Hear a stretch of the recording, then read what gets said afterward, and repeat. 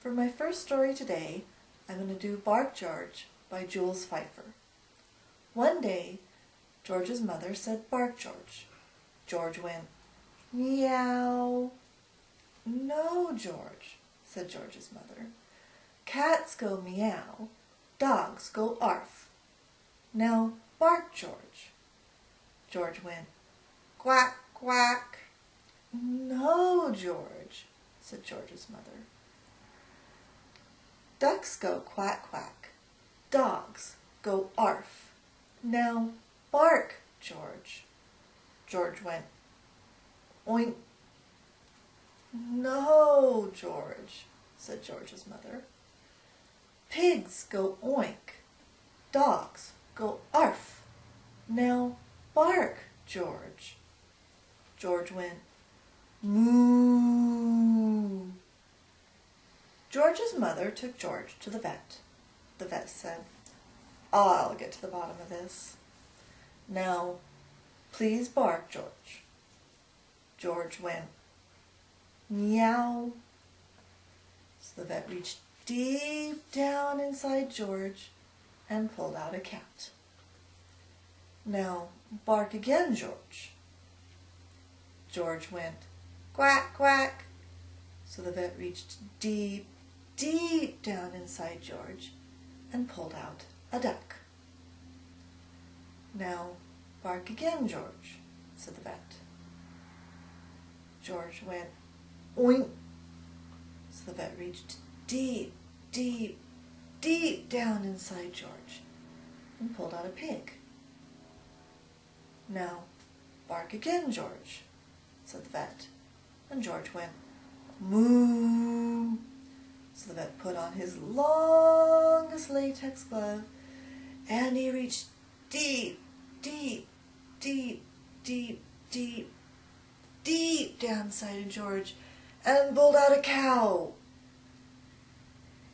The vet said, "Bark again, George." George went, "Arf." George's mother was so happy. She kissed the vet, and she kissed the cat, and the duck, and the pig, and the cow. On the way home, George's mother wanted to show him off to everyone in the street, so she said, "Bark, George." George went, "Hello."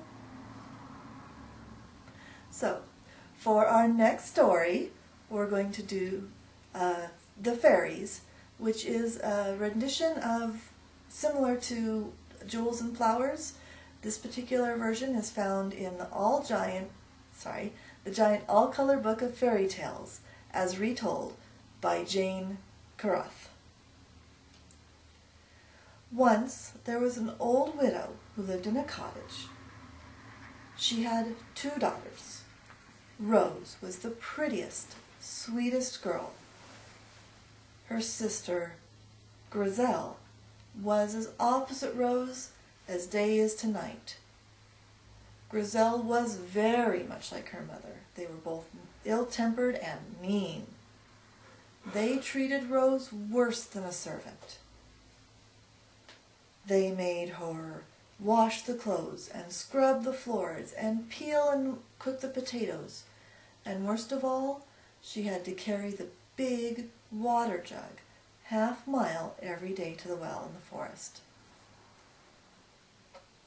Rose did it all without complaining or whining, and she didn't even mind the trip to the well, because there was blue sky and green trees and white flowers and cute little animals. One day when she got to the well, there was an old woman there with a big bundle of sticks and a red shawl. The old woman asked Rose, "Please, may I have a drink of water?" And Rose said, "Oh, of course! Here, let me get some fresh water for you and you can drink your fill." She gave the old woman the water, and after the old woman had drank and Rose had asked her if she needed anything else, the old woman said, "You are so kind and so polite. I'd like to give you a gift." For you see, she wasn't just an old woman. She was a fairy. "I am going to give you the gift of having flowers and jewels fall from your lips whenever you speak." And then she vanished. Well, by this point, Rose was very late for getting home. So she filled her water jug and went home as quickly as she could. When she got home, her mother came out of the house. "You lazy, good-for-nothing girl! How dare you take your time getting the water?" Rose said, "I'm sorry." And as she spoke, 3 rubies and 3 daisies fell from her lips onto the ground. Well, her mother was very surprised. "What is this? Are you bewitched, child? Tell me what happened."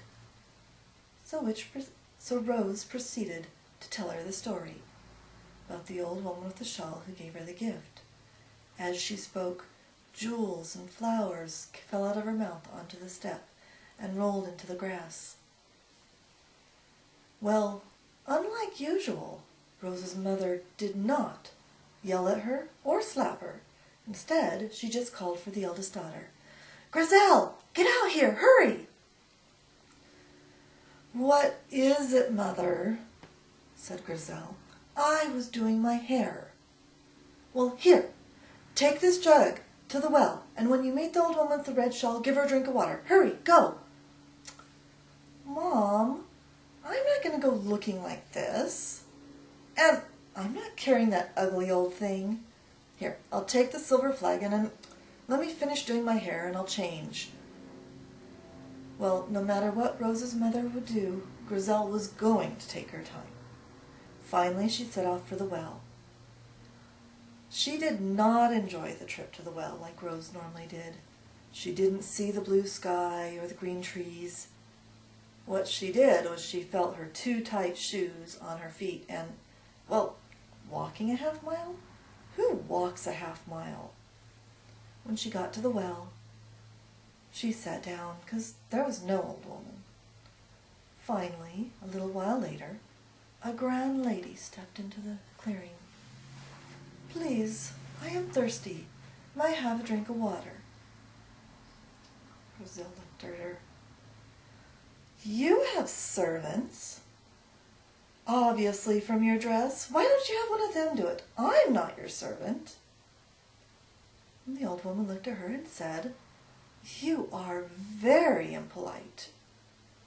Very well, you deserve the gift I'm going to give you." For you see, she wasn't just a grand lady. She was the very same fairy who'd given Rose her gift. "Your gift is that every time you speak, toads and serpents will fall from your lips." And then the lady vanished.